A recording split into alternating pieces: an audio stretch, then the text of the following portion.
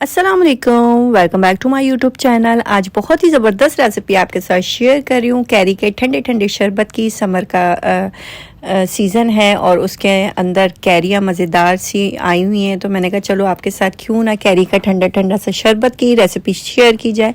तो मैंने 3 अदद ले लिए कैरियाँ। कैरियों को लेने के बाद इसको अच्छी तरीके से धोने के बाद 1 से 1.5 घंटा मैंने इसको ठंडे पानी में भिगो दिया था। भिगोने के बाद फिर इसको मैंने निकाल के अच्छी तरीके से खुश्क कर लिया। खुश्क करने के बाद फिर आपने इस तरीके से इसकी जो स्किन है, छिलके हैं, वो अच्छी तरीके से उतार देने। अच्छा, आपने सारे छिलकों को प्रॉपर उतारना है। इसके कुछ भी छिलके इसमें लगे ना रहें, ठीक है। इसके छिलके को अच्छी तरीके से उतारने के बाद इसको हम क्या करेंगे, बीच में से कैरी को कट लगा लेंगे। जैसे एक बड़ी कैरी है ना, तो उसके 4 तरफ हमने कट लगा लेना है। कुछ इस तरीके से, देखिए इस तरीके से हमने कट लगा लेना है। कट लगाने के बाद फिर हमने इसको क्या करना है, फिर इसको हमने बॉईल करना है। अच्छा, आपने ये ध्यान रखना है इसके लिए कि इसकी जो अंदर है ना बीज ना हो। इसके जो अंदर है ना, इसके जो बीज होते हैं ना, वो कच्चे हों। कैरी के जो सख्त वाली कैरी होती है ना, वो आपने लेनी है। तो वो ये होता है कि खट्टी कैरी होती है। खट्टी कैरी होती है तो फिर इसका बड़ा मज़ा सा खट्टा मीठा सा शरबत बनता है और बहुत ही ये सेहत के लिए बहुत ही हेल्दी है। तो इसको इस तरीके से हम सारी कैरियों के अंदर कट लगा लेंगे, 4-5 कट लगा लेंगे। उसके बाद 1 से 1.5 जग हमने इसके अंदर पानी डाल देना है। अच्छा, मेरा जग जो है ना वो छोटा है, इतना बड़ा नहीं है, ठीक है। अच्छा, जितनी हमने कैरी ले ली है उतनी ही हमने इसके अंदर चीनी ऐड कर देनी है, ठीक है। चीनी ऐड करने के बाद इसको हमने फ्लेम पे रख देना है, हल्की आंच के ऊपर, दम की आंच के ऊपर, जब तक कैरी अच्छी तरीके से गल ना जाए। जो हमारी स्किन है ना, वो अच्छी तरीके से कैरी के जो बीज है ना उसके अंदर से रिमूव ना हो जाए, जब तक हमने इसको पकाना है, ठीक है। अच्छा, ये मेरी कैरी गल चुकी है, आप देख सकते हैं। ये देखिए किस तरीके से जो इसका प्यूरी है, इसका जो पर्ल है, गूदा है, वो आराम से है ना छुरी की और चम्मच की मदद से रिमूव हो जाएगा, ठीक है। अच्छा, ये अभी गरम है तो इसलिए मैं इसको साइड में करके इसको पहले कैरी को निकाल लूँगी एक बाउल के अंदर।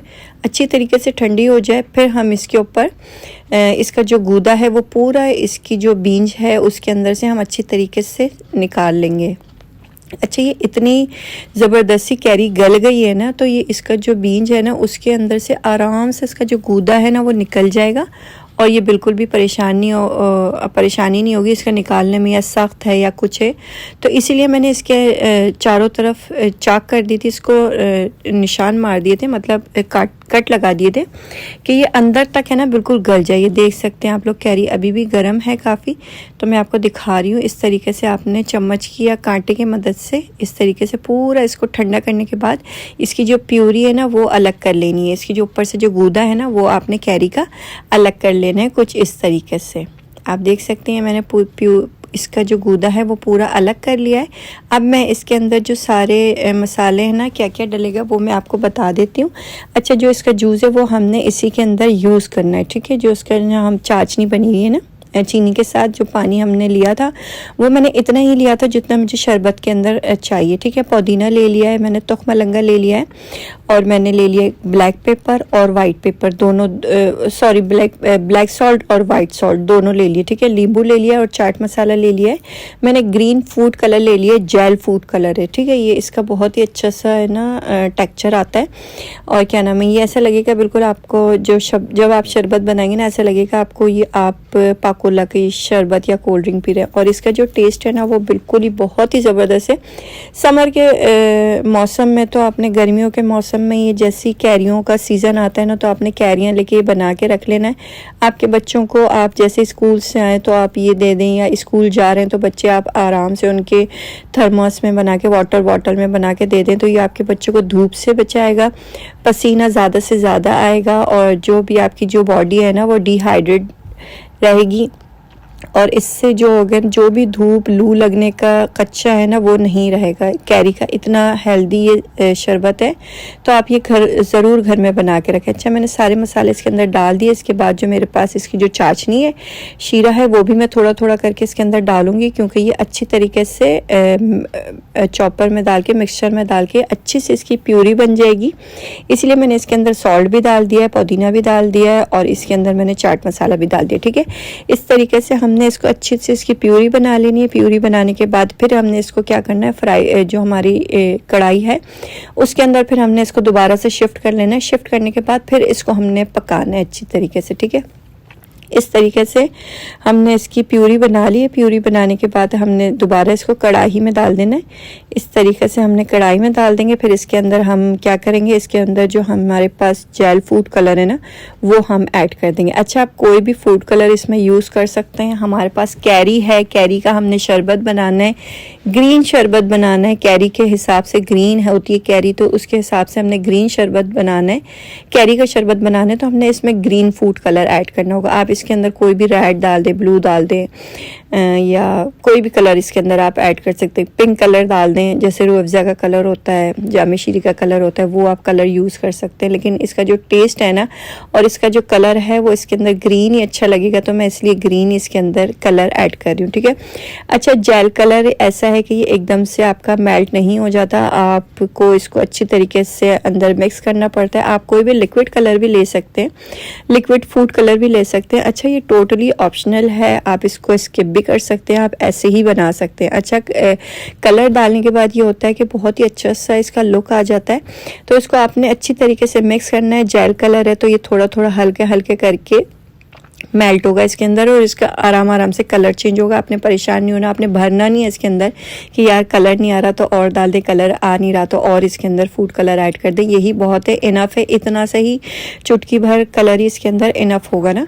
तो इसको अच्छी तरीके से डाल के आपने अच्छी तरीके से इसको मिक्स कर देना है। इसका कलर चेंज हो जाएगा। फिर हमने इसको 20 से 25 मिनट के लिए हमने इसको फिर से फ्लेम पर रख देना है कि इसके अंदर बहुत ही अच्छा सा गाढ़ापन आ जाए और ये बहुत ही ज़बरदस्त सा हमारा कैरी का शरबत रेडी हो जाए। ठीक है।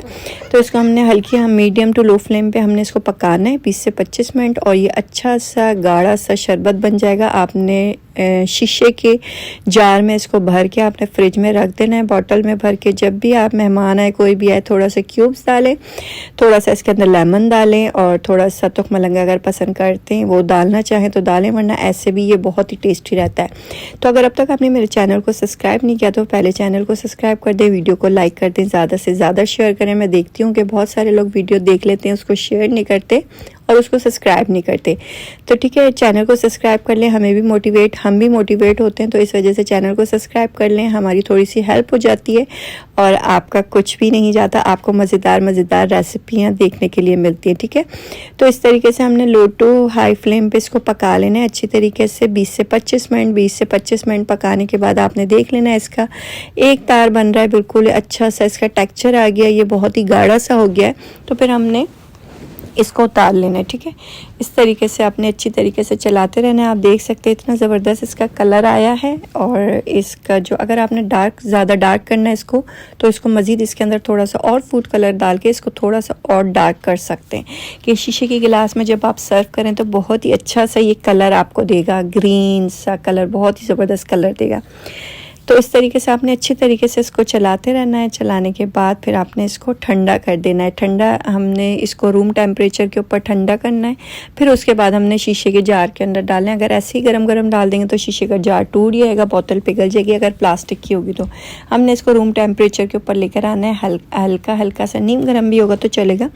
फिर हमने इसको बोतल के अंदर शिफ्ट कर लेना है। ये मेरा रूम टेम्परेचर पे आ रहा है। इस तरीके से मैंने डोई की मदद से इसको हिलाती रही हूँ। ये देख सकते हैं आप लोग, इसकी थिकनेस देख सकते हैं कितना थिक है और कितना लिक्विड है। इस तरीके से आपने इसको उतार लेना है। तो आप देख सकते हैं मैंने अच्छी खासी बर्फ़ भर दी है। ये मैंने तुख मलंगा इसके अंदर डाल दिया है और इसके अंदर मैं थोड़ा सा नींबू ऐड कर दूंगी। नींबू आप गर्मियों के सीज़न में ज़रूर यूज़ किया करें, ये आपको लू लगने से बचाता है, आपकी बॉडी में नमकियात पैदा करता है। तो इस तरीके से हमने इसके अंदर 2 डोए हमने ये डाल दिए। शरबत मज़ेदार सा मेरा कैरी का शरबत बन गया। आपको कैसे लगा ज़रूर बताइएगा।